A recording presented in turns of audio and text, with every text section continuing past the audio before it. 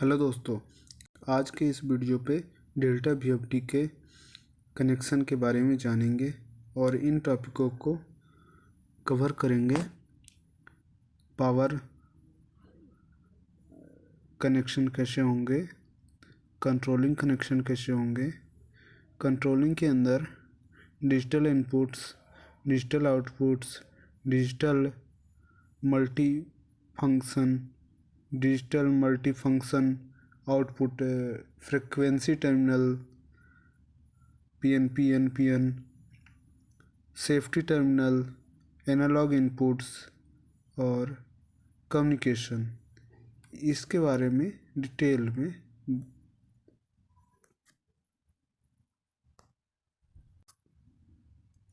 अगर power connection की बात की जाए तो इसमें आपको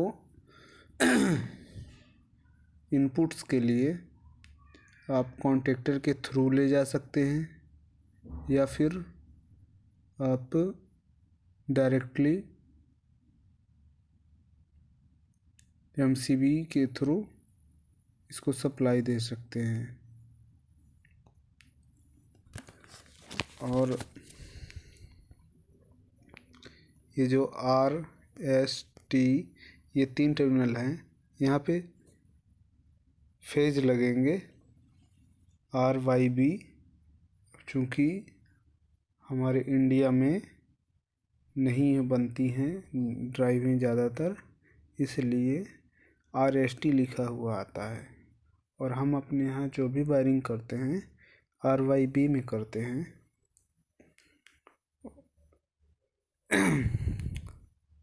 यहाँ पर आर बी और आर सी ये जो टर्मिनल हैं ये हैं सेफ्टी पर्पज़ के लिए। हम जो कॉन्टेक्टर यूज कर रहे होंगे तो उस कॉन्टेक्टर को, उस कंट्रोल सर्किट को यहाँ पे सीरीज में कनेक्ट करेंगे। ये दिखाया गया है, इसकी सीरीज में कनेक्ट करेंगे कॉन्टेक्टर को, जो मेन इनपुट सप्लाई देगा वीएफडी को। वो उस लिए होता है कि कभी भी कोई अचानक से शॉर्ट हो जाए तो सप्लाई को डायरेक्टली बंद कर दे और वीएफडी हमारी सेफ हो जाए।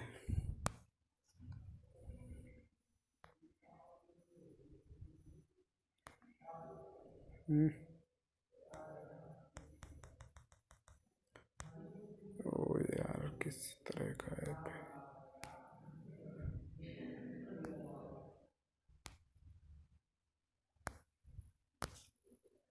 हाँ, और ये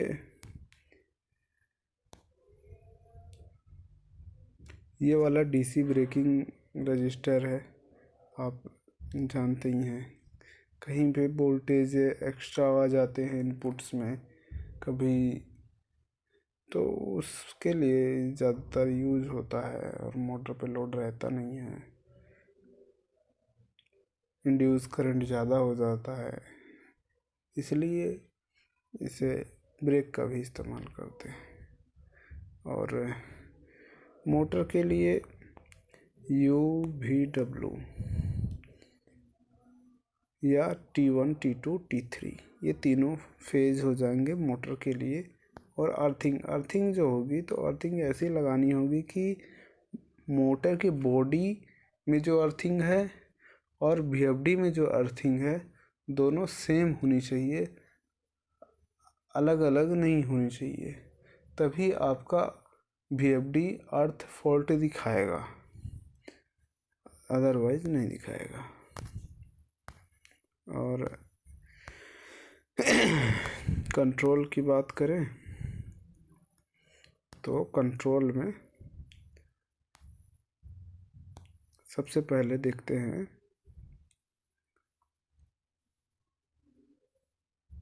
एनपीएन पीएनपी। ये जो एनपीएन और पीएनपी दिया है ये सेलेक्टर स्विच होता है। अगर आपको एनपीएन में करना है तो डीसीएम के साथ कॉमन बनाना होगा। DCM के साथ कॉमन बनाना होगा। ये जो कॉमन बना हुआ है DCM के साथ बना हुआ है। और अगर आप PNP करेंगे तो आपको 24 वोल्ट के साथ कॉमन करना होगा, इसे नहीं करेंगे। इसका मतलब सीधा यही होता है। और जब हम फॉरवर्ड के लिए जो कनेक्शन करेंगे 2 वायर मोड पे, अभी बता रहा हूँ, 3 वायर मोड का मैं अलग से अभी बता दूंगा इसी वीडियो पर। 2 वायर मोड पे फॉरवर्ड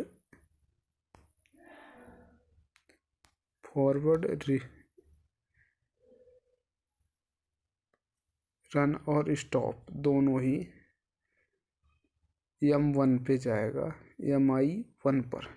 यह डिजिटल इनपुट है। ये क्या है? Digital input. और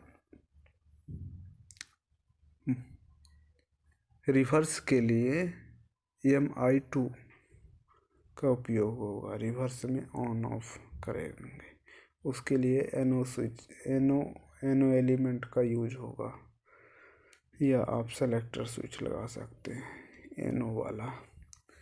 और अगर आपका फंक्शन है मल्टी स्पीड का कोई, कि आपका फॉरवर्ड में रन हो,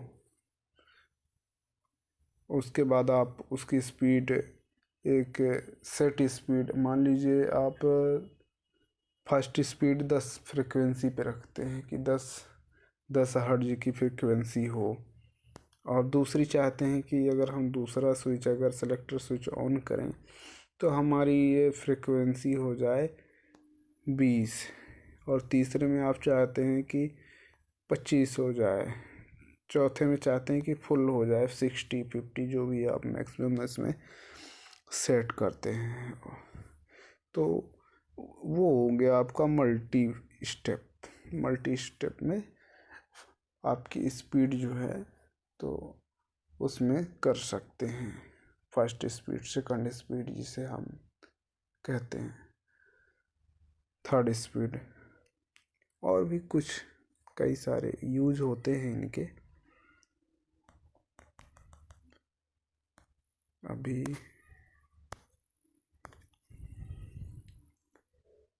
और ये हो गया आपका मल्टी फंक्शन आउटपुट टर्मिनल। ये है मल्टी फंक्शन आउटपुट टर्मिनल।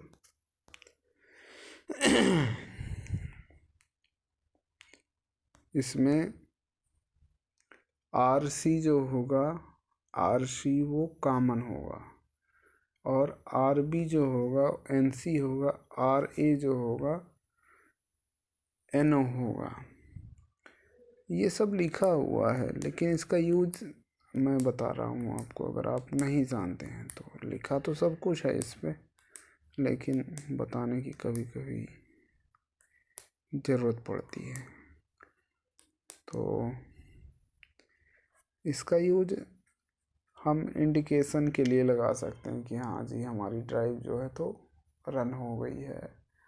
और फॉल्ट के लिए, अलार्म के लिए भी हम सेट कर सकते हैं कि जैसे ही हमारा ड्राइव में कोई अलार्म हो तो सायरन बजने लगे, या कि वो जो टावर लाइट होती है रेड, येलो, ग्रीन, वो ब्लिंक करने लगे, जलने लगे।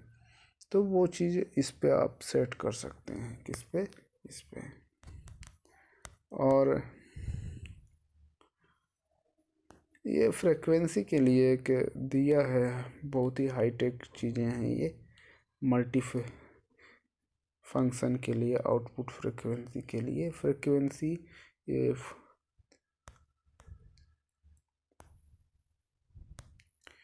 ये फ्रिक्वेंसी दिया है ऑप्टो कपलर से। आप एक्सटर्नल यूज के लिए, दूसरी ड्राइव के लिए आप इसको यूज कर सकते हैं, या और भी कुछ यूज होते हैं। जब वो हमारे सामने कभी आएगा केस, तो मैं कोशिश करूँगा वीडियो बनाने की। और ये भी मल्टी फंक्शन है, ऑप्टो फोटो कपलर से जुड़े हैं। इनका यूज बहुत कम होता है और हमारे यहाँ पे तो बिल्कुल भी नहीं है। अगर और कहीं भी मुझे देखने को मिलेगा इनका यूज़ तो मैं उसका वीडियो आपको बनाऊँगा।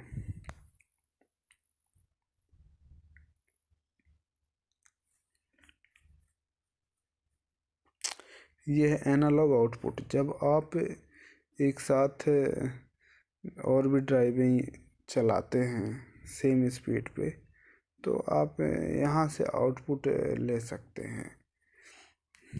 आप एक मास्टर ना बना करके अलग से इसमें जो है तो आप आउटपुट ले सकते हैं। ये 10 वोल्ट डीसी के लिए भी एप्लीकेबल है और 0 to 20 मिली एम्पियर करंट के लिए भी एप्लीकेबल है और ज़्यादातर हम 0 to 20 मिली एम्पियर यूज करते हैं। 4 to 20 मिली एम्पियर बहुत ही कम यूज होता है।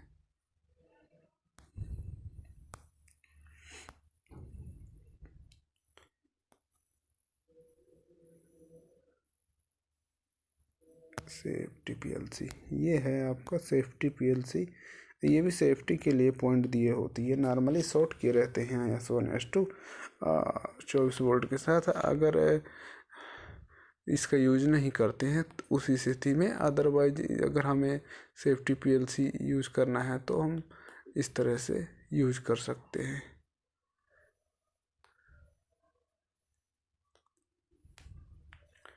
और अभी आते हैं हम एनालॉग सिग्नल कॉम। तो जब हमें 5K का पोर्ट लगाना होता है फ्रीक्वेंसी को एनालॉग कंट्रोल करने के लिए, डिजिटल तो वो हो गया जो मोडबस वगैरह से यूज करते हैं कम्युनिकेशन केबल से पीएलसी के माध्यम से स्पीड को कम ज़्यादा करते हैं, वो हो गया आपका डिजिटल। और एनालॉग हो गया ये जब हम पोर्ट से जो पोटेंशियोमीटर होता है 10K 100K 10K 5K उनसे जब हम कंट्रोल करते हैं। अगर हमारा पोर्ट 10K है तो इसका मतलब है हम उसको एनालॉग वोल्टेज पे यूज करेंगे, वोल्टेज पे भी यूज करेंगे। और अगर हमारा पोर्ट 5K का है तो हम उसे यूज करेंगे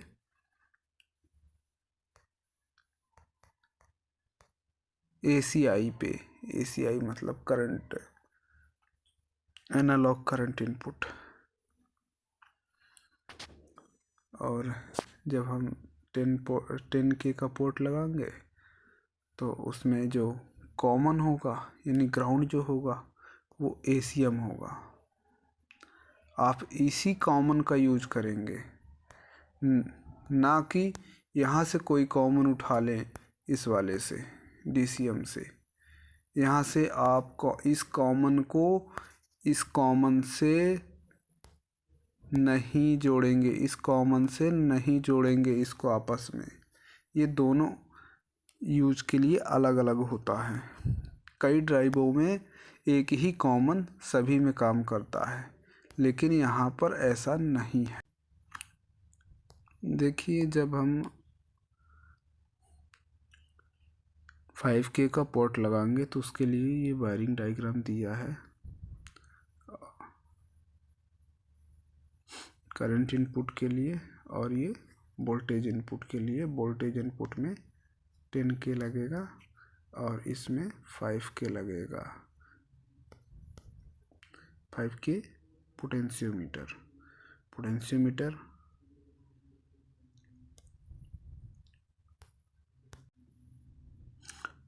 और ये मोडबस कम्युनिकेशन के लिए ये दिया रहता है। USB पोर्ट भी होता है और मोडबस आप जानते ही हैं RS485 यूज होता है PLC के लिए, PID मोड में यूज करने के लिए खासकर।